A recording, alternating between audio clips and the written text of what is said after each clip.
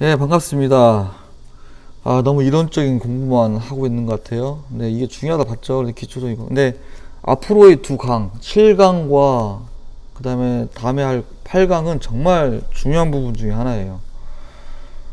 7강 오늘 강의할 것은 각종 공차 표시 및 적용 방법인데 구멍간 중심거리 허용차를 어떻게 표시하는지, 조립되는 부위에 대한 공차값을 어떻게 주는 건지, 끼워 맞춘 공차값과 적용 방법 어떤지에 대해서 오늘 살펴보도록 하겠습니다. 엄청 중요합니다. 그죠? 네. 엄청 중요해요. 7강. 그 다음에 8강도 중요하고요. 자, 중심거리 호영차입니다. 중심거리 호영차는, 한국산업연구단 KS 기계제도 규격을 출처입니다. 출처는 거기를 가지고 해볼게요. 보면, 구멍과 구멍 간의 거리 치수를 중심거리 호영차죠. 그죠? 그래서 치수를 표시하는데, 그것이 뭐죠? 케이스 규격집에서는요, 이 4급을 적용합니다. 4급을. 하지만 공단에서 제공하는 PDF 파일은 1급을 적용합니다. 요 1급. 1급을 적용해서 하시면 돼요. 요 옆에 지금 이건 뭐냐면, 예를 들어서 공차값이 대칭을 했는데 플러스 마이너스 0.008 했는데 안 나오면 이 소수점 두 자리 세 자리, 이게 세 자리잖아요. 소수점 세 자리. 예? 셋째 자리니까 얘를 이렇게 바꿔주라는 얘기예요. 그걸 표시하려고 한 거고요. 중요한 것은 구멍과 구멍, 그죠? 여기서 뭐 물체가 있는데 구멍이 하나 여기 있고 여기 거리가 있어 이렇게. 자, 여기 거리 값이 여기서 뭐 50이다 라고 되어 있다 봅시다. 50. 이럴 때 그냥 50 정치수를 넣어주는 게 아니라 허용차 값을 넣어줘야겠죠, 그죠? 중심거리 허용차. 그래서 50이면 50 이하잖아요. 그죠? 이하니까 여기 속하죠? 그럼 50, 여기 30에서 50이에요. 이때의 값을, 이 값을 하라는 얘기예요. 근데 단위가 마이크로죠. 그죠? 마이크로면, 어떻게? 플러스 마이너스 0.008. 이렇게 써줘야 돼. 이 말이에요. 치수값에다가. 네. 대충으로 해서. 그래서 중심거리 허용차는 이렇게 표시가 되고요. 조립되는 부위가 있어요. 조립되는 부위. 예를 들어서 아까 전에 우리 동영상 봤는데, 그래서 본체가 이렇게 있고요. 본체가 이렇게 본체가 있다 봅시다. 본체가 있는데 여기서 이렇게 표시하면 안 되겠네. 이렇게 표시하겠네요. 예를 들어서 어떻게 표시해야 되냐, 이렇게 하겠네. 축이 하나 있고요. 이렇게 되어 있어요. 이렇게 되어 있는 축이 있다 봅시다. 또는 베어링도 봤었죠. 커버. 자, 본체가 이렇게 있고 커버가 이렇게, 그래서 이렇게 들어간다가 좀 이렇게 표시하는, 이게 들어가 본다 봅시다. 그 다음에 본체는 이렇게 했을 때 이렇게 본체 이렇게 돼가지고 이렇게 본다 할게요. 그럴 때 보면 여기에 대한 치수가 있을 거아요. 그죠? 여기에는 치수가, 이 치수가 예를 들어서 뭐 20만큼이다. 제가 잡았더니 또 뭐 여기에 대한 치수가 뭐 10이다. 한다면 이 치수 값은 조립되는 부분이잖아요. 끼워 맞추면 되는 부분인데 이 부분이 정치수면 좋겠지만 정치수가 안 될 수가 있죠. 얘 그냥 끼워 맞춘 부분은 어차피 본체하고 따로따로 만들기 때문에. 그랬을 때 이 부분에 대한 어떻게 해야 되냐, 이 부분 어떻게 해야 될 거냐면, 공차값을 주는데 정밀하게 하고 싶다. 정밀하게 하고 싶다 그러면 이 공차값 20에 플러스 마이너스 0.02를 주시면 되고요.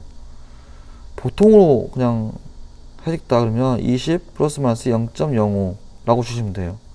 마찬가지로 얘죠. 얘도 10에 플러스 마이너스 0.05면 보통, 플러스 0.0이면 정밀하게 주라는 얘기입니다. 자, 그냥 실험치라고 보시면 되고요. 그냥 이렇게 적용해도 크게 문제 없고요. 그 다음에 이런 조립되는 공차값은 또 어디다 적용할 수 있냐면 이런 데다도 할 수 있어요. 동력산치 같은 경우는 물체가 이렇게 있어요. 제가 보통 지금 저희가 이제 앞으로 그릴 물체가 이런 물체일 거예요. 그래서 뭐 이렇게 해서 뚫리게 돼 있고, 이렇게 되면 이때 요 본체의 바닥하고 그 다음에 이 상부의 중심하고 이 축이 들어가는 부분이죠. 이 부분에 대한 구멍가의 거리를 만약에 뭐 80이다 그러면 이 80에 대한 정밀 동차를 이렇게 보통급 또는 이렇게 주란 얘기입니다. 공차 값을 안 주는 것보다 주는 게 낫습니다. 그 다음에 이제 중요한 부분이죠. 끼워 맞춤 공차예요. 그죠? 주로 저희는 끼워 맞춤은 할 때는요, 요 구멍 기준으로 합니다. 구멍 기준으로. 그래서 H6, H7, H8 쓰는데 H8은 그냥 오일실이라 생각하시면 무조건 H8 쓰시면 되고요. 주로 H7 쓰는데 동력은 대부분 다 헐고음이에요. 헐고음. 억지 중간 정도 되려면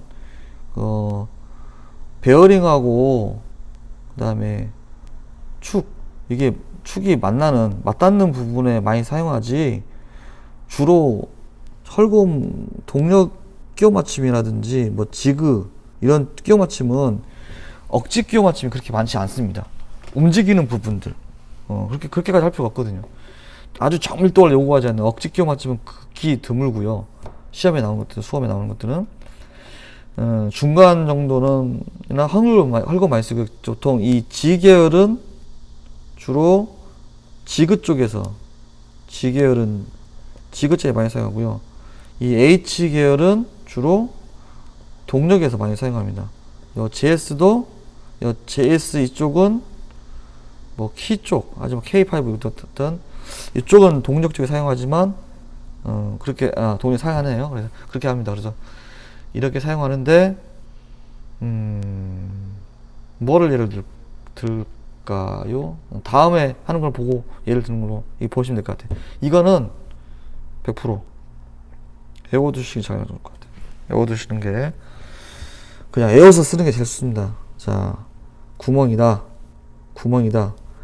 축과 베어링이 들어가는 구멍이다. 이 부분에 그래서 뭐 본체 같은 경우 있죠. 이제 본체에 뭐 이렇게 베어링이 뭐 이렇게 베어링이 들어왔다. 그럼 여기는 H7을 씁니다. 그죠? 아까 OLC 말했죠? OLC는 무조건 H8. 키가 들어가는 구멍이다. 키가 그 동영상에서 보면 스포기어나 보면 이렇게 키가 들어가잖아요. 이렇게 키가 거쳐서 키가 들어가는데 이거를 정면에서 보면 이렇게 되어 있고요. 보스 부분에. 네. 그러면 이 키가 들어가는 이 부분에 이 값이 뭐 폭값이 뭐 예를 들어서 5다 그러면 이 구멍에 대한 끼워 맞춘 이 부분은 무조건 JS9입니다. 예.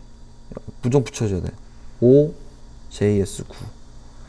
그리고 뭐 그래서 축에 이게 뭐 이렇게 핀이 하나 이렇게 들어간다고 보여줄게요. 이렇게 핀이 들어간다 그러면 이 두께가 뭐 예를 들어서 파이 3이다. 그러면 이 구멍이니까 N7을 뒤에다 붙여야 됩니다. N7. 무조건 핀이다 그러면 N7. 키다 그러면 JS5. 축은 보십시오. 예를 들어서 축이라고 했잖아요. 이 축이 들어간다고 했을 때 이 축에 들어가는 요 구멍 부분은 H7이니까 얘는 축은 스몰 H6이죠. 그죠? 이 7은 IT급입니다. 급을 말하는 건데 항상 마이너스 1 정도. 그래서 H8이면 얘는 H7. 그렇죠. 예.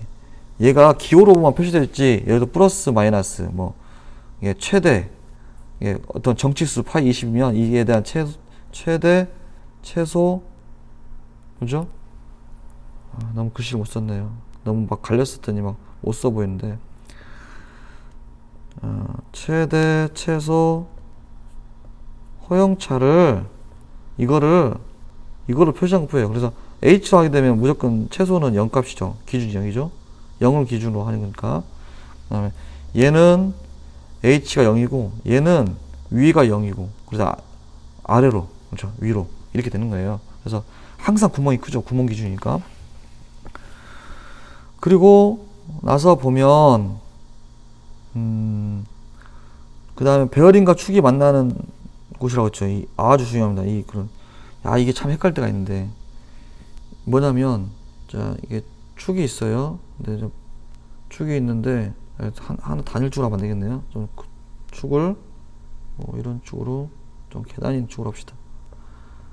그리고 여기에 베어링이 만났어요. 네, 베어링을 못 꺼냈네, 덩청. 근데 여기가 18, 파이 18이고 여기가 파이 20이에요. 그럴 때 요 축에 대한 값을 끼워 맞춘 공차는 JS5 20 18 초과가 됐으니까 스몰 K5라는 쓰란 얘기입니다. 이 부분을 나중에 축 강의할 때도 말을 할 겁니다. 그래서 무조건 나오면 축이다, 축에 베어링이 걸려있다, 오일실이 나중에 오일실 보니까 썼다 해가지고 이 축에 걸리는 본체가 H를 7을 썼는데 H6을 쓰는 게 아니라 스몰 H6을 쓰는 게 아니라 그 축이 18 이하면 JS5 18 이상 때 초과되면 K5 19부터는 K5을 쓰게 됩니다. 지그와 클램프 나왔다 그러면 G6 그 다음 P는 지름값에다가 플러스 0.2 플러스 0.1 이렇게 씁니다. 이거는 외워두면 유용하겠습니다. 하지만 정 모르시다 그러면 쾌수기를 찾아서 써야 됩니다. 하지만 이거는 반드시 외웠으면 좋겠습니다. 반드시요. 좀 어려웠을까요? 여기까지 강의를 했는데 하여튼 7강은 이 각종 공작 표시비 적용 방법이 적용을 잘해야 되는 부분이기 때문에 아주 중요합니다. 그래서 좀 머리가 아프시더라도 계속 강의를 들어보고 하다 보면 아마 이해가 될 거예요. 그리고 9강부터죠. 9강부터 이제 커버를 모델링 할 거니까 그때부터 계속 하다 보면 본체까지 만들 거니까요. 그러다 보면 이것이 자동으로 외워지겠죠. 열심히 따라와 주시기 바랍니다. 감사합니다. 수고하셨습니다.